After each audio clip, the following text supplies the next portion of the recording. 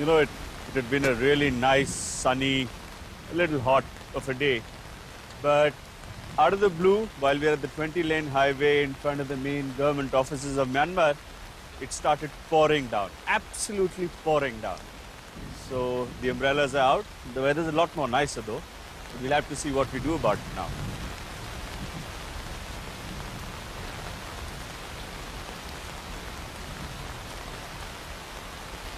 Ishan! Ishan! Ishan! What? What? What? What? What? What? Well, do you want to race? To race? To race? Race? Really? Low and slow. All right, let's go.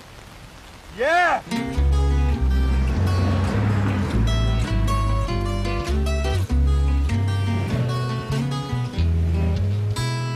Just look at these roads.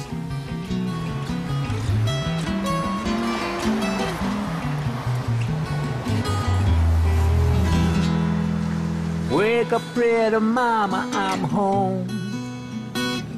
I've been away for far too long. Obviously, these are parade grounds where the military comes and goes, marches up and down, tung, tung, tung, tung. And probably a lot of tanks also have run across this road. That's why the road is not so great. But even by those standards, it's unbelievable. What were they thinking? In between another kiss, there's nothing in the world like this, to be back in your arms again. I think Pyongyang would probably have something like this, and the Red Square in China is also vast. But this is vast on a different scale altogether. In China, at least, there are a lot of people. Here in Naypyidaw, there are nobody. There's one guy on a moped, and that's it. Probably the city planners were drag racing enthusiasts. So they wanted to create roads that were very conducive to motorsport. And this is the most incredible road I've driven on in the world.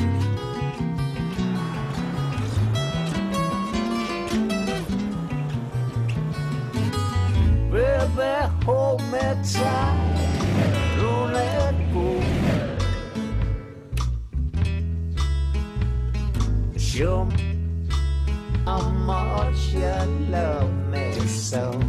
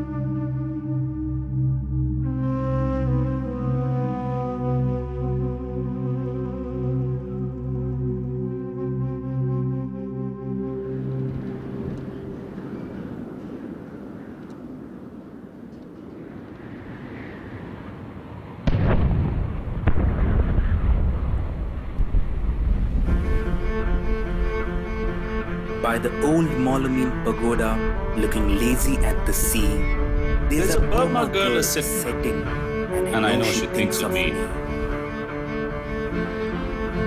For the wind is in the palm trees, and the temple bells they say, "Come you back, you British soldier. Come you back to Mandalay."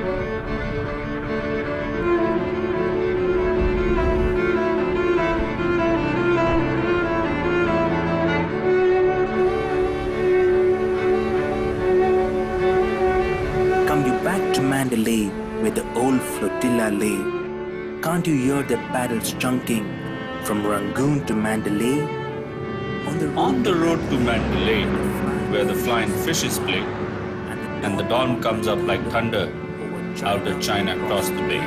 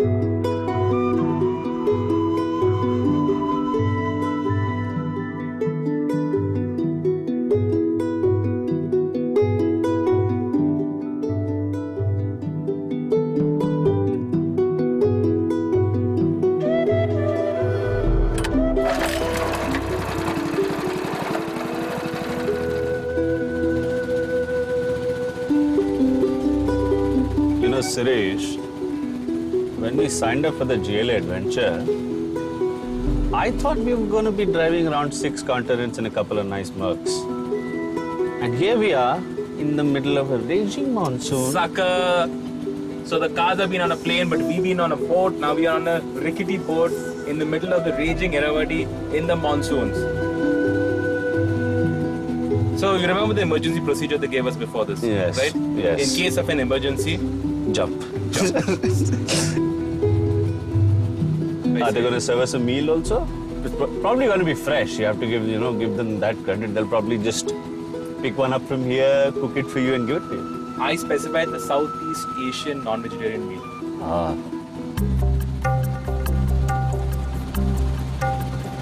But the Irrawaddy, jokes aside, is the single most important river of Myanmar.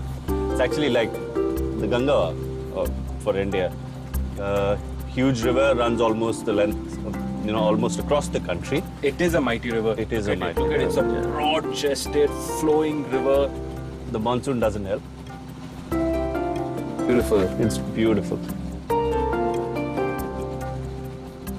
Also, the river, given its size, is also used mainly for a lot of the trade happens through the river. A lot of the rice that's exported out of the country, in fact, transported within the country, is also done using the Irrawaddy. So, from that perspective, in fact, in the background, we can see that huge merchant ship, barge, transporting stuff across.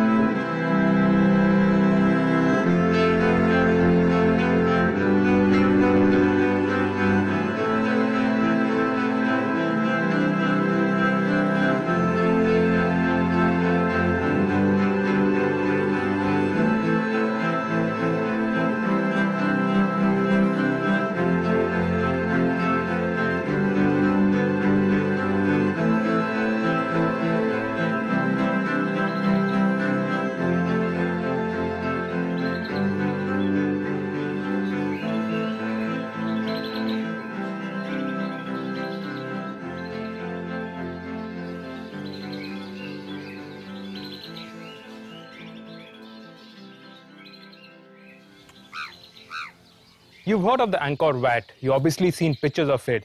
Machu Picchu, you've seen those. Taj Mahal, obviously we've all seen it. But have you heard of Bagan in Myanmar? I hadn't until I came to this place. And it's such a shame because this place is absolutely spectacular. It is one of the wonders of the world. Thousands and thousands of temples dotted across this countryside. It takes your breath away.